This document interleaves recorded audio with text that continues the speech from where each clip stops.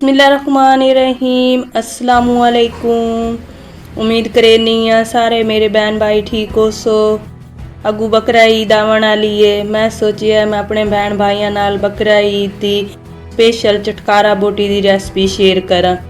ये वाली रेसिपी बनावना बहुत आसान ते झटपट च रेसिपी बन गई सी। 1 किलो मैं बीफ गोश्त लै ली आई।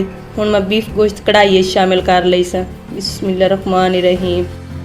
बीफ गोश्त नूं मैं सिरका ला के चंगी तरह धो लिया आई, वॉश कर लिया आई। सिरके नाल आपां बीफ गोश्त नूं धुसाना ते इहदे विच खून दी हमक नाम सी।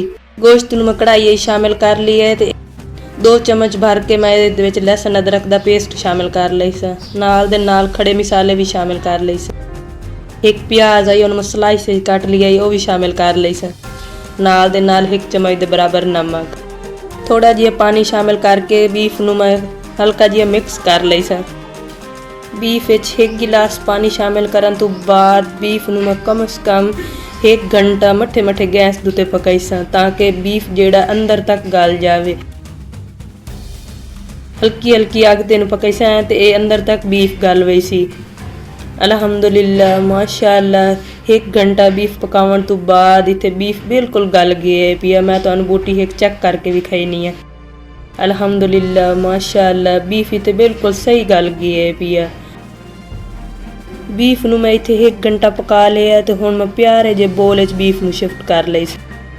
प्यारे जे बोल च बीफ नूं शिफ्ट करन तो बाद इहदे विच पाउडर मसाले, लाल मिर्च, नमक,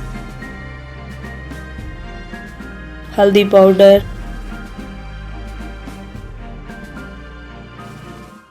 धनिया पाउडर, 2 तो 3 चम्मच मैं बेसन दे शामिल कर लई सा। 2 तो 3 चम्मच बेसन दे शामिल करन तो बाद मैं बीफ नूं चंगी तरह मिक्स कर लई सा। बीफ चटकारा बोटी नूं चंगी तरह मिक्स कर लवना है पिया बेसन दे नाल। बीफ चटकारा दी रेसिपी खास मैं अपने बहन भाइयों वास्ते तैयार कीती है पई ते इस वीडियो नूं पूरा विखिया है। पूरा वेखण नाल ही पता चल सी कि बाजी ये रेसिपी किवें बना रही है ते किहड़े तरीके नाल बना रही है। मसालियां दे नाल बीफ नूं मैं चंगी तरह मिक्स कर लिया ते हुण मैं इहदे विच दही शामिल कर लई सा। दही दे नाल भी बीफ नूं मैं चंगी तरह मिक्स कर लई सा। दोबारा तो चंगी तरह मिक्स करन तो बाद मैं इहनूं 10 मिनट वास्ते रख छुड़े सा। अल्लाह पाक तुहाडे माल जान रिज़्क च बरकत पावे।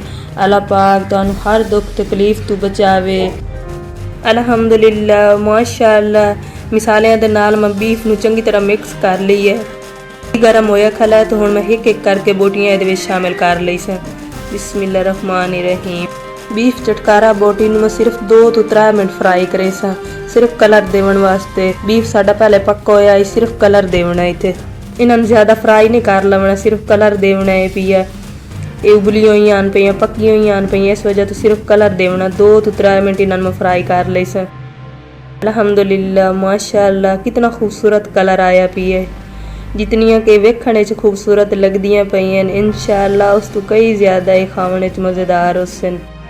ये वाली रेसिपी एक बारी घर ज़रूर ट्राई करिया है। मैंने कमेंट करके दसिया है कि मेरी चटकारा बोटी की रेसिपी मेरे बहन भाइयों नूं किहो जी लगी है। इंशाअल्लाह मैं अपने बहन भाइयों नूं कमेंट का जवाब देसां। अगर तुहानूं मेरी ये रेसिपी पसंद आ रही है तो मेरी इस वीडियो नूं लाइक, शेयर, सबसक्राइब करना ना भुलिया है।